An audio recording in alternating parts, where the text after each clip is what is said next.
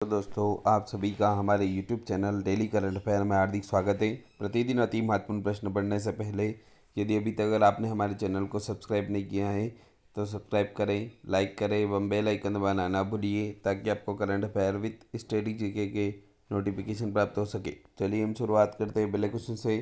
पहला क्वेश्चन दोस्तों, पूर्व राजस्व सचिव तरुण बजाज बने US इंडिया टैक्स फोरम के प्रमुख।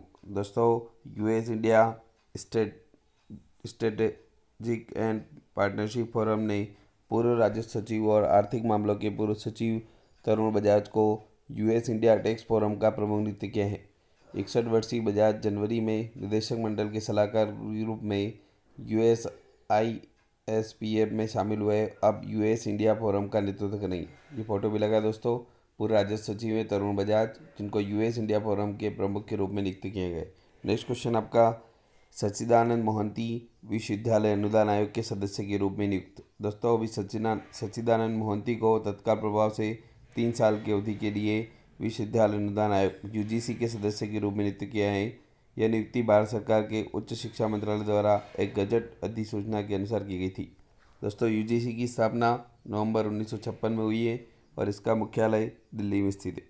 नेक्स्ट क्वेश्चन आपका, चंद्रयान-4 इसरो प्रमुख सोमनाथ की 2040 में अगले चंद्रमा मिशन के लिए योजना।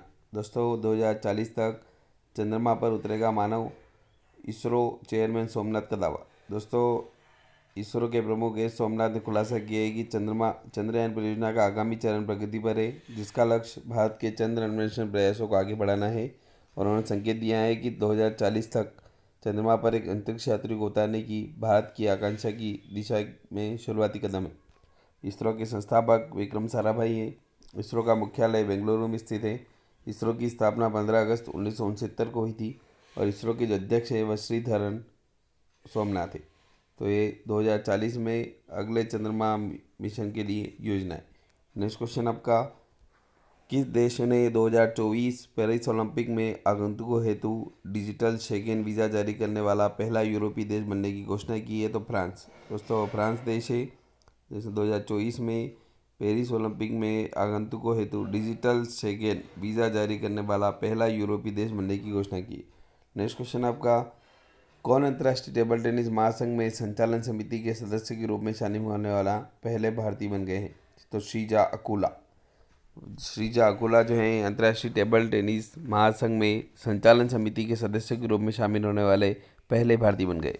नेक्स्ट क्वेश्चन आपका, भारत ने स्वच्छ भारत मिशन चरण सेकेंड के तहत एक बड़ी उपलब्धि हासिल की है। इस मिशन के चरण सेकेंड के तहत 75% गाँवों में ने जो है खुले में शौच मुक्त प्लस का दर्जा हासिल किया है। भारत सरकार ने स्वच्छ भारत मिशन चरण सेकेंड के तहत किस वर्ष तक सभी गाँव को DF+ बनाने का लक्ष्य रखा है? 2025 तक।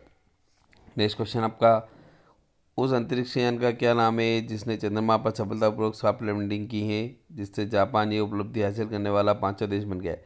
तो सलीम अंतरिक्ष यान का नाम है जिसने चंद्रमा पर सफलतापूर्वक लैंडिंग की है, जिससे जापान ये उपलब्धि हासिल करने वाला 5वां देश बन गया है। नेक्स्ट क्वेश्चन आपका, विश्व सरकार शिखर सम्मेलन 2024 में अनावरण किया गया दुबई की एयर टैक्सी पहल के केंद्र में कौन सा विमान मॉडल है? तो जोबी एविएशन S4। दोस्तों, जोबी एविएशन S4 दुबई की एयर टैक्सी सेवा के लिए डिज़ाइन किया गया अभिनव विमान मॉडल है। इसमें उन्नत तकनीक, वर्टिकल टेक ऑफ लैंडिंग क्षमता और शहर के शहरी गतिशीलता लक्ष्यों के अनुरूप सुरक्षा और स्थिरता पर ध्यान केंद्रित किया गया। तो यह जो है दुबई की एयर टैक्सी पहल के केंद्र में ये जो है जोबी एविएशन S4 मॉडल लॉन्च किया गया। नेक्स्ट क्वेश्चन आपका, कौन 2023 में वैज्ञानिक अनुसंधान GD बिरला पुरस्कार जीतने वाली पहली महिला वैज्ञानिक कौन है? तो प्रो अदिति सेंडे। यह जो है 2023 में वैज्ञानिक अनुसंधान हेतु GD बिरला पुरस्कार जीतने वाली पहली महिला वैज्ञानिक बनी, pro Aditi Sende. Next question आपका, 47वें अंतर्राष्ट्रीय कोलकाता पुरस्कार मेले का थीम देश कौन सा है? तो यूके जो है दोस्तों 47वें अंतर्राष्ट्रीय कोलकाता पुस्तक मेले के थीम देश है। नेक्स्ट क्वेश्चन आपका, हाल ही में 29 अप्रैल 2024 से 3 साल के कार्यकाल के लिए DCB बैंक के MD और CEO के रूप में RBI की मंजूरी किसने प्राप्त की है? तो प्रवीण अच्युतन कुट्टी। आरबीआई ने आधिकारिक तौर पर प्रवीण अच्युतन कुट्टी को डीसीबी बैंक के प्रबंध निदेशक और सीईओ के रूप में मंजूरी दे दी। ये 29 अप्रैल 2024 से प्रभावी होंगे और ये जो है इनको अभी एमडी और सीईओ के रूप में आरबीआई द्वारा मंजूरी दे दी गई।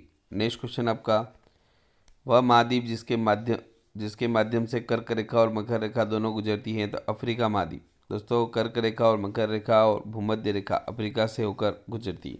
नेक्स्ट क्वेश्चन आपका, कौन 3 बार भारतीय राष्ट्रीय कांग्रेस के अध्यक्ष चुने गए हैं तो दादा भाई नौरोजी भारतीय राष्ट्रीय कांग्रेस के अध्यक्ष चुने गए।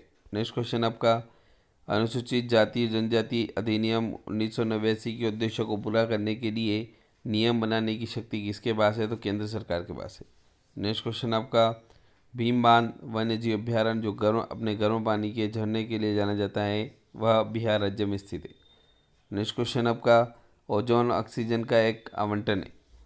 दोस्तों, ओजोन ऑक्सीजन का एक बहुत ही प्रतिक्रियाशील आवंटन है जो रबड़ और कपड़े जैसी सामग्रियों के लिए विनाशकारी है और निचले वातावरण में मौजूद होने पर फेफड़े के ऊतकों को भी नुकसान पहुंचाता है, लेकिन ऊपरी वायुमंडल में ओजोन पराबैंगनी को अवशोषित करता है और सौर यूवी विकिरण के हानिकारक प्रभाव के विरुद्ध जीवमंडल के लिए एक ढाल के रूप में कार्य करता है।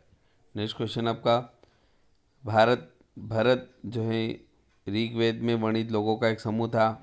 वे जो है उत्तर पश्चिम भारत में रहते थे। दोस्तों, भरत ऋग्वेद में वर्णित वैदिक जनजाति थे। भरत नाम का प्रयोग उत्तर पश्चिम में रहने वाले लोगों के समूह के लिए किया जाता था, जिसका उल्लेख संस्कृत की सबसे प्रारंभिक रचना ऋग्वेद में मिलता है। बाद में इसका उपयोग देश के लिए किया जाने लगा। नेक्स्ट क्वेश्चन आपका, जैविक खेती में प्राकृतिक खाद और कीटनाशकों का उपयोग किया जाता है। ये आपको बताना जरूरी दोस्तों, जैविक खेती में जो है प्राकृतिक खाद और कीटनाशकों का उपयोग किया जाता है। नेक्स्ट क्वेश्चन आपका, भारतीय संविधान में कितनी अनुसूचियाँ हैं तो आंसर है दोस्तों इसका 12 अनुसूचियाँ हैं। बहुजन समाज पार्टी की स्थापना कब हुई थी तो 1984 में काशीराम ने जो है बहुजन समाज पार्टी की स्थापना की थी, जिन्होंने 2001 में अपनी शिष्या मायावती को अपना उत्तराधिकारी नामित किया और 2014 के आम चुनाव में बसपा तीसरी सबसे ज़्यादा वोट पाने वाली पार्टी थी, लेकिन फिर भी 16वीं लोकसभा में कोई भी सीट जीतने में असफल रही। नेक्स्ट क्वेश्चन आपका हम नेक्स्ट वीडियो में पढ़ेंगे। यदि अभी तक अगर आपने हमारे चैनल को सब्सक्राइब नहीं किया है तो सब्सक्राइब करें, लाइक करें एवं बेल आइकन दबाना ना भूलिए ताकि आपको current affair with study GK के नोटिफिकेशन प्राप्त हो सके। Thank you.